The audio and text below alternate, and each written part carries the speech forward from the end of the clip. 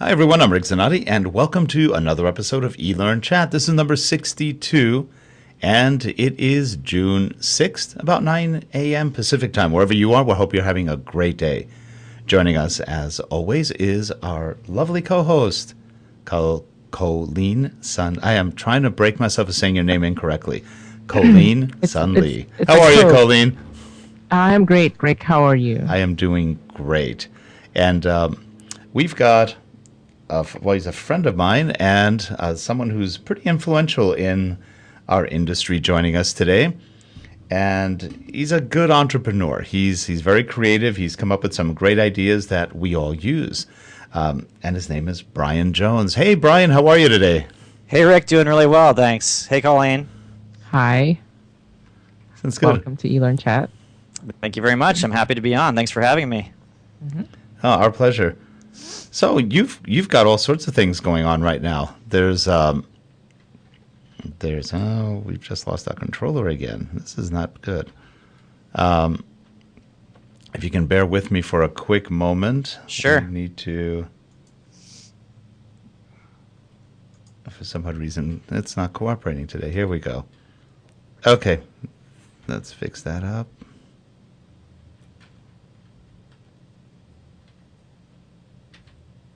There we go. Okay, I think we're back. Okay, Sorry, I have a little bit of hardware issue there. Hey, Bryan. So you've got all sorts of great stuff happening right now. Bryan is the owner and developer of eLearningArtcom, which is a site many of you are familiar with because many have used his images, and I predict in the near future more are going to use your images. Oh, I hope so. So what's going on in your life and with eLearningArt? eLearningArt, it's been pretty exciting. This year we've doubled the image library and really trying to do some more things to make the tools easier to use, and that includes integrating more with tools like Adobe and Articulate and sizing the images, making things easier to use. And just going after a whole bunch of new verticals. So have industrial images we launched 2 weeks ago, expanding the medical line, people on the phone, people in suits, more people in business casual. It's fun. It's been busy, but really good. That's great. Now, it's interesting because we met several years ago and we were looking for exactly what you did. We were saying, okay, how do we get...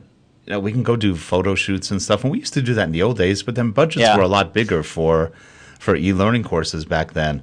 Nowadays, we're going, okay, how do we get really good people, really good quality, without having to do it ourselves? And lo and behold, your website came up. I actually met you indirectly through Terrence on Twitter. Yeah. And Terrence Wing introduced us, and then we all grabbed lunch. And we all had lunch together, and Terrence said, hey, you got to use this graphics. And he was using your graphics, and I go, you're right. These are great. And in fact, Terrence became one of your graphics in one of the pieces. We did an e-learning piece, and he did the voiceover, and we used one of your images as Terrence. So it was kind of fun. We kind of thought, hey, his voice would fit this. And it did. And everybody thought that image was actually Terrence. Which character did you use? Oh, who was it? I should know this. Is it Kevin? Oh, I'm trying to remember what his name was. That's all right. Yeah, just you've probably seen him. He, you know what? I'll remember as we go. A lot of names. I don't think it was Kevin. It's funny how much time I spend naming the characters. It ended up getting out of control. So I send it to my sister after I do a photo shoot because I would agonize over what their name should be. And I think of these characters in terms of what their names are now. I don't even remember the models' names anymore. So I have her come up with 2 names for each character, and then I pick the one that I think's best. So that's funny. That's good. That's funny. So, Bryan, do you take the photographs of the models yourself? No, I don't. Well, I don't actually. I'm not behind the camera, but I am at all the photo shoots. So there's a photographer that I use in downtown Los Angeles. We have a full photo cove that we shoot in there. Shoot everybody in isolation. But yeah, I've been at every photo shoot so far. So it's actually something I enjoy. It's kind of fun. We take thousands of pictures in a day, though. It's a kind of a grueling day. Yeah, Yeah, it is a lot of fun. I'm very familiar with your work, and in fact, I've also used material from some of your products, and I Oh, look at great. some of these images and I go, how did they get them to do that? How did they get them to do this? How do you guys get them to pose in these various positions? Well, it's I go in and things are a lot more organized than they were when we first started, but have these shot lists, and I've kind of learned what prompts will get the models to get in certain poses. Sometimes models will get it and fly through the photo shoot, and sometimes people need to relate to something. So just a word that'll trigger them to get a certain expression on their face. But yeah, they go through a range. We end up with like between 100 and 200 finished poses per set. So from talking and listening to angry, happy, confused, whatever. It's kind of fun getting them to do all the different expressions. He also uses weaponry. If they don't do anything wrong, he threatens them. That's the other way it works. Yeah. Actually, it is fun because we've done some of that in the past when we did custom photo shoots for specific e-learning courses, and you're right. It's all about motivating the talent to get them into that kind of mindset. Because at first they're kind of like, "You want me to point?" And they don't know what you're talking about. Then you start kind of working with them, and all of a sudden the lights come on, and they start getting into it. And you get some kind of extreme poses on some of like the anger ones, and they start. Some of the looks are really funny. I like the both. I like doing the subtle stuff, but I really like doing some of the exaggerated stuff because you're trying to tell a visual story, right, in an e-learning course. So I think it's okay to use things that are a little extreme to illustrate a point. Mm-hmm. That's true. Well, it's funny because a lot of people always they've heard of your company, eLearningArt, but they never knew who you were, the person behind the idea, and it was a great idea, and it really fit a good niche in what's out there, and you're doing something right now which is, I think, really interesting too, because you're going to a subscription model, and a lot of people are going to that model. Adobe's doing it right now with their Creative Suite, and what a difference! I mean, all of a sudden, software that used to cost $2,000-$3,000 is now down to $39 or $49 a month. That's a really affordable thing. We just did the Creative Suite for $49. We got several copies of that one. We have a lot of web suites we have to convert. That's nothing compared to the $480 a year or something like that, versus, or $600 a year, versus having to, and that's including upgrades, versus having to put out $2,700. Yeah, it seems like a lot of businesses have really shifted over just the last couple of years to be more subscription based, and it really makes things more accessible when you're talking about expensive pieces of software. And the same thing's true with my images. If the price per image when you buy them, it's only about $1 an image, but to put together a big library, it can end up costing a fair amount of money. So the subscription makes it a lower price point and access to the full library, no restrictions on downloads. I'm thinking this is a really good program for individual developers as well as training departments. So I'm really excited about the subscription plan. Well, you're also sending a good missile across the bow of everybody out there, because I'm seeing other people offering packs for $500-$600 to get 4 or 5 images. Or 4 or 5 groups of images, and your subscription is so reasonably priced. Can you talk a little bit about what you're doing pricing-wise? I think it's all on your website right now, right? Yeah. If you go on to eLearningArt.com and you click on the subscription plans button in the upper left-hand, you can see the different pricing programs. But basically, we've priced it. It's an annual subscription, but it works out to be at the lowest level $20 a month for a single user, and I think that's going to be really a really good value for users. And the pricing scales up based on number of users, and also there's a little bit of a difference between the first level and the second level in terms of resolution and access to the newest files. But for $20 a month, you have access to a library of over 10,000 images. I think you had one, was it $39 for 5 users? I thought that was really reasonable. Yeah, and that's the plan that's the most popular, and that's the one that I think is going to work for most training departments. Most training departments are small. It's based on number of developers, not number of people who are using the training. It can go out to you can push your content out to an unlimited number of users. It's just the number of developers you have building the training. So most training departments are small, five people or less. Sure. So I think that's going to be what works well. Yeah, and it's great. And you know what? The images are good quality. We've used them in a lot of our pieces, and most people don't realize that once you get an image, you can crop them. You can do anything you want with them to really get them in interesting positions, angles, put good backgrounds behind them or in front of them, whatever. You can make some really creative things without having to spend a fortune. And I'm not trying to sound like an ad, even though I guess it is sort of like an ad the way I'm sounding. But as developers, we go through just a big need for different faces, different images, different poses, and the ability to put in different backgrounds without having to go through a lot of Photoshop. In the old days, we had 4 graphic artists on staff who spent a lot of time cutting images out of Photoshop. That was okay, except it cost a lot more to do those projects. And to do a good job cutting out the backgrounds, it can take, and it takes our guys 15 to 20 minutes per image, and they're skilled. That's all they're doing. Yep. So it can be a brutally painful process. You're right, because we used to take about 100 to 200 images, get rid of about 75 of them, and then cut out. That was time consuming, and that kind of stuff is great because, again, if you're an e-learning department, I've done a lot of work at trade shows where I've talked to people and they say, how do I get images? What do I do? How do you get backgrounds? And really, the best way is if you have the budget and time and you really want to build something custom, go for it. But the reality is most of us don't have the time and budget and don't want to spend it on that. So you can easily go to something like an eLearningArt.com and get as many images as you want. And now with the new pricing, it's a lot cheaper. It's a lot more convenient. I mean, in the past, I think I've probably spent over $1,000 on your images.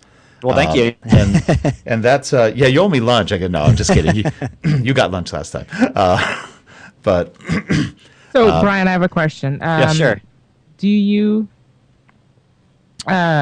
take special requests from organizations? Say it's a large organization, they have a large training department, and they have a special need for some sort of model that doesn't come with your package, or something that you haven't covered as yet. Do you accommodate those kinds of requests?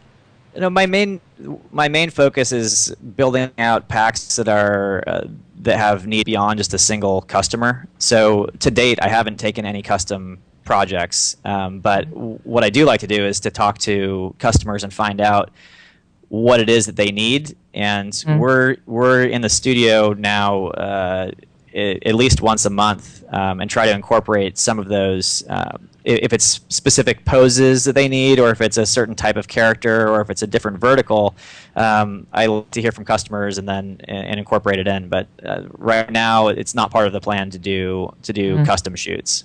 Sure. How many people do you shoot every time you guys do the shoots? Is it a lot of people or just a couple?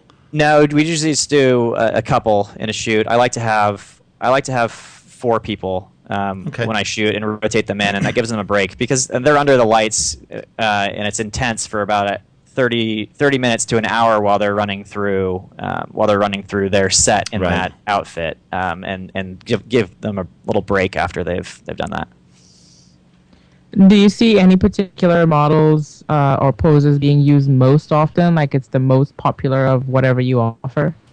Sure. There's certainly packs that are more popular than others, and I think that people in e-learning are looking for diversity. So I see a range across genders, ages, and ethnicity as well. And the ones that do particularly well are people that look like they could be one of several ethnicities, because that kind of it helps them meet their own needs for having diversity in their courses as well. It's interesting because a lot of people are very sensitive to diversity and everything, but when you start talking about it, the people get uncomfortable. I've seen this where we've done talent searches for people, and they say, well, we'd like an African-American female in her 30s. And so you type that in, and then you hear the HR department's going, are you allowed to say that? Yes, you are. This is called talent searching. And you're searching for different people, or you're looking for Asian American. We did one video shoot. I'm not sure. It was a photo shoot a long time ago for a company called CCH, and we used the person from, we had an Asian guy. But the guy who did the voiceover for him was actually slightly Texan. And the guy says, well, the Asian guy sounds sort of Texan. I go, he's from Texas. Oh, okay. But it was so funny because they actually went, okay, well, we're good with that then. You know, people are sort of funny, you know, in what they expect. But you're right. We used to get the requests for specific race, gender, age. That's real common in talent management. If you call somebody like Central Casting, they're very used to that. You just say, here's what I want. I want somebody who's skinny. I want somebody who's fat. I want somebody who's in between. And if you ever get into talking parts, then you have a whole mess of other things. You want a deep voice, a high voice, a low voice, whatever. It's pretty interesting. It's actually fun searching for the talent. Yeah. Yeah, I wonder if I have now. I think my book is in the car right now that has all the headshots of the models when I'm flipping through, and I have it all divided. It's about 2 inches thick. Before I do a photo shoot, I go through and kind of circle the ones I want and get it staffed up. So. Have you ever had any cases where somebody shows up and they just weren't good for the shoot? Yes, and I know very quickly when a model's not going to be good. Okay. Where if they're looking at me and not the camera, and just kind of looking confused. And sometimes I just, if they in the first round they're not doing well, I cut them out and they don't do anymore. And then you get interesting things where you get no shows sometimes, and that's LA. Yeah, but there are certainly a lot of available models and actors out here to choose from. And I tell you, it's interesting. In this industry, if you don't show up for a video or a photo shoot or something, there's a good chance you'll never work again with the major agencies. They won't even call. They'll never call you back. Yeah, and when I was doing the management myself, the first few photo shoots I was doing it off Craigslist, and here in LA I posted an ad I think at like 10 p.m. and I woke up in the morning and I had over 500 responses. Wow. And I had to pull the ad down. It was just for the first photo shoot that I did for the 3 people that I was shooting in business casual, and it was overwhelming. But yeah, managing that process is time consuming. Yeah, 500 people in one ad. What inspired you to get involved with this, Bryan? Well, like you guys, I come from an e-learning development background, and it was a pain that I was having myself. So I was working on a consulting project where I had some image needs, and I think I spent over 10 hours on one of the major stock photo sites, and I couldn't find what I needed. And I was billing hours searching for images, and it just seemed ridiculous to me that this was the approach I was using. I guess this was maybe 3.5, 4 years ago. And just started talking to people, other developers, and finding out if they had similar problems with what they were using and what their needs were, and based on that, built out a prototype. And so it really comes from my own need. So I try to build the image library that I wish I always had when I was a developer. Yeah. That's true. You know, and it is a treasure chest, because I remember doing this, going through that same process you just described of needing images, and you spend hours and hours and hours searching, and then you come across your website and it's like, oh my gosh, this is exactly what I'm looking for. Well, thank you. Yeah. And it is hard. We've been to iStock and all the other ones, and you'll find maybe 1 or 2 of the same person. Sometimes you'll find 3 or 4, but they don't have any. They don't really match your needs. And one thing I haven't figured out, and this is sort of interesting, and let me zoom in on me for a quick second. This is the typical pose photographers do on iStock. And you just go, why? Why with the crossed arms? Everything is crossed arms on almost every major pose. And it's probably the worst pose you could ever do for just about anything. I got chastised by a person who used to work at LA County. Unfortunately, she passed away not long ago. And she said, we did a whole PowerPoint for her, and we had a lot of people that we had taken, and they had their arms crossed. And she goes, get rid of every one of these pictures. That is not welcoming. She had a point there. We have never used a crossed arm, at least in anything other than when you really needed somebody with a crossed arm. But it's funny how they teach photographers, get people with crossed arms. That must be an old thing from the 40s or 50s that never changed. Yeah, well, if you look at, I think the arms crossed is good for, I think, like landing pages for marketing when you're trying to show somebody that looks like happy, or in my shot list I call that look proud. So it's like, yeah, I just closed a big deal, you know, and I do shoot those, but yeah, for an e-learning scenario, that's certainly not what you need. Yeah, it's interesting, but that's what I like about your stuff too. They have a wide range of poses.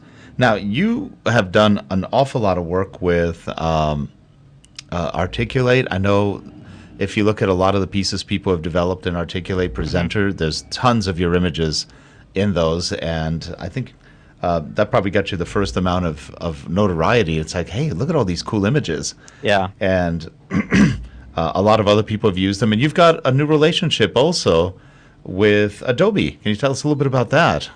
Sure. Yeah, it's exciting. So the next version of Captivate and Presenter, they're going to have a few of my characters in there in dozens of poses. So it'll be enough to get somebody started with characters, and I think it's going to be it's a good thing for their product. It's a good thing for me, and I think it's going to be great for customers as well to have some exposure to how they could use characters, and it'll actually be integrated with their tool. So that's pretty exciting. That's cool. And I know that version is slated for release probably sometime soon. So that's kind of exciting. And yeah, I'm excited to see to see it come out. Now, we've got some pictures here that you sent us, some samples of, I guess, interactions and questions, scenarios. Oh, yeah. I don't know if you can see the first one yet. Yeah, those will actually be going live this week. So I've started loading them into the system last night and starting to do the rest. But I'd say this is a major movement for me is again, with tool integration. So you'll see scenarios like this. I think that one's built out in PowerPoint. But we have it built out in PowerPoint, in Articulate Storyline, in Adobe Captivate, Adobe Presenter, Articulate Quizmaker, and so really trying to take a scenario like this, let customers see what it is that they could do with the images, and then let them use these templates to build out and swap characters, change content, and take them a step closer to finished content. And then we have another one here. Yeah, so that would be more like a quiz where you have an avatar. The one we were showing before would be two people talking in some sort of two-person interaction. This is more of an avatar quiz setup. Okay, and then this one looks like it's kind of the template. Yeah, this would be a one-person choice. So you have a character that you're talking about, and need to make some choice based on a few options, and then all of them, when you click on it, you get custom feedback based on the answer that you click on. I think that's one of the most powerful things with e-learning is the ability for individual users, to be given some sort of scenario, to make a choice and to get feedback based on what their choice was. And that's scenario-based learning is how I started as a developer. Back when I worked for SmartForce, which is now Skillsoft, and it continues to be the sort of training that I enjoy taking and that I enjoy building. Great. And then this last one. Yeah, so that'd be a notebook interaction. Again, on that upper sheet of paper in the upper left, you have your scenario. You have 4 choices, and then on the right side, based on what you click on, you would get feedback. That's great. So lots of good stuff. This will be fun to have out there, and make some changes with. What do you see? I mean, there's a lot of new stuff happening on your end. What do you see? What do you see for the future with images or choices? Any idea of doing videos? I think that's something that long term that I'll get into, and I think it's something that's good. I think that videos are a lot more difficult for people to customize and put into their courses. So when you're dealing with images, you can really mock up your scenes quickly. I don't know that you'll be able to do the same thing with video. So, for example, you can say right now you could say I want the Steve character and the Amber character and the Jenny character, and I want them all in the conference room. And you can take those individual assets and build your own thing. When you shoot video, you're going to be stuck with whatever you've shot.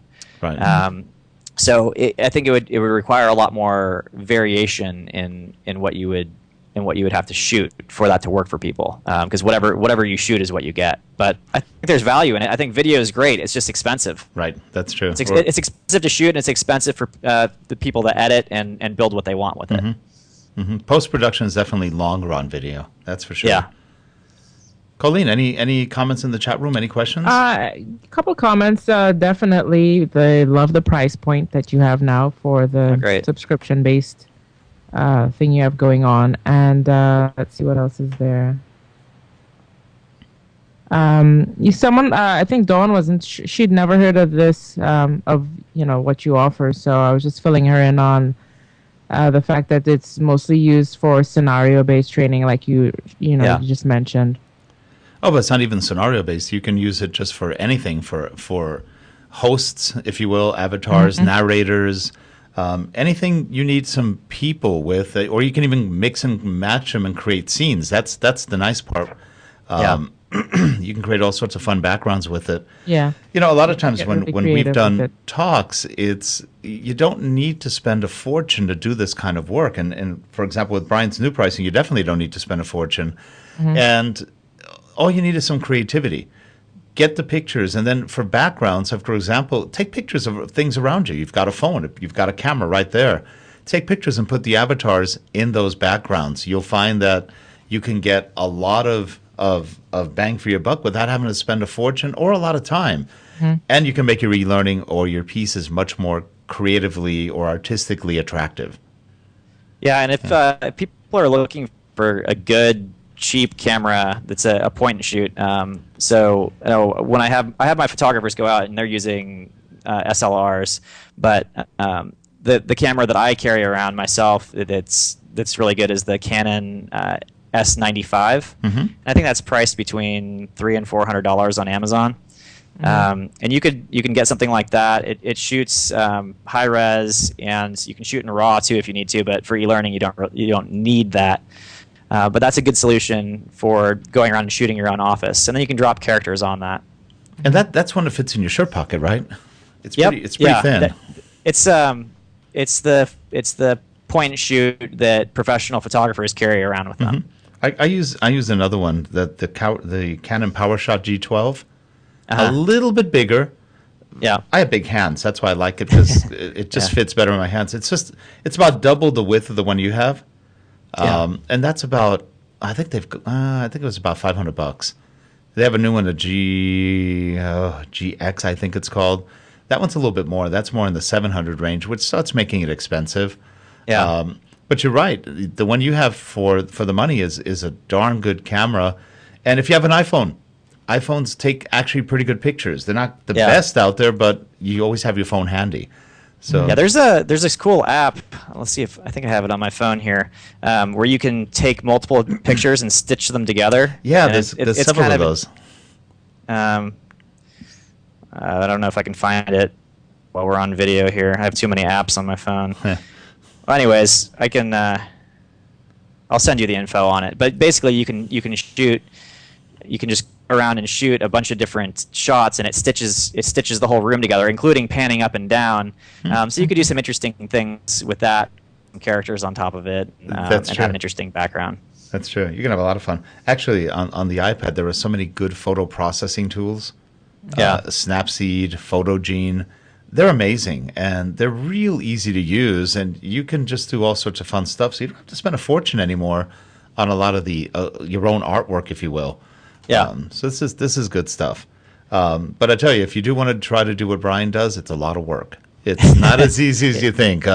You've got to have really clean, solid edges, or it's not going to look good. I remember in the old days, people would do this or try to do this on their own, and they'd wind up with a white line around the whole person. You could just see Yeah. that slight halo, and it just takes, you need really good high quality photos in order to get this done so that it looks this sharp. And if you've worked on the graphics, you'll see how sharp they actually are. You can put them in any background, you won't get any halos.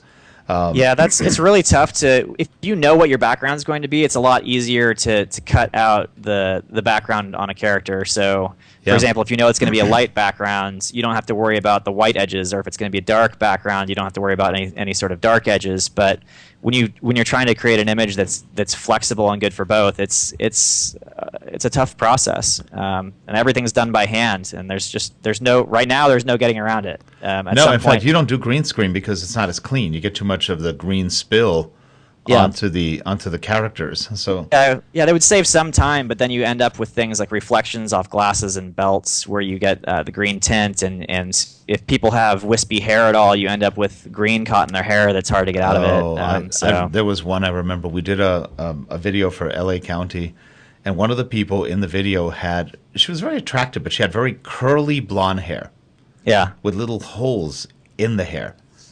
And it was green screened. It took us 8 hours to do her. And I asked, can we not put her in? No, we need her. Oh, okay. Yeah. It literally took us 8 hours of After Effects with key light to get her just right, where there was not only a little bit of spill, but you could see the green through and it was very tedious. So that's where green screen sounds great and it works really well for video, but not always. Yeah. Dawn Yeah, said and you should my have given her a recommendation, if wig, somebody Rick. wants to go do their own shoot, there's stuff that you can do. Like just make the hair is probably the most difficult thing. Anything that's wispy is going to be difficult. So if you can use some sort of hair product to make it so that that you don't have the wispy hair, A little bit of that'll gel save you a ton of time. A little bit of gel or just water it down, right? Yeah, yeah. Colleen, you had something? Oh no, Dawn was saying you should have given her a new wig. The gal with the blonde curls. Like a mohawk. So do you do any more e-learning development still, Brian? Or is this just what you focus on now?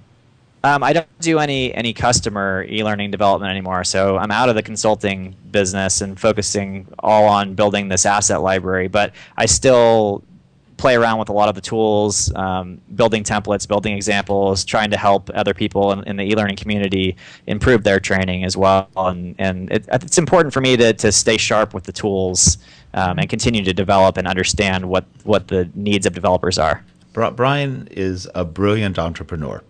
He's very good at finding things. Very natural. Actually, Thanks, you're Rick. very good at this. I appreciate that. Well, this is great. Well, we are just about at the end of our time today. And Brian, are you going to be anywhere, any trade shows, any presentations, anywhere where people can meet you soon? I may be at eLearnCon up in San Jose. Okay. That's a couple that weeks from now, right? Or is it? Yeah. I have to see. I just scheduled a vacation, so that it may conflict with it. So if I'm not at eLearnCon, then I'm sitting on the beach drinking a margarita with an umbrella on it. It's a rough life. Anyway, thanks for being here today, Brian. We really appreciate it, and I'm sure we'll catch up soon for lunch one of these days. Yeah, sounds good. Yeah, the three of us should all grab lunch. Thanks, Rick. Thanks, Colleen. Absolutely. That'll be fun. Thanks a lot, and Brian. everyone in the chat room, thanks for being there. And if you're watching the recording, please subscribe. And we'll see you next week on eLearnChat. Have a good one, everyone.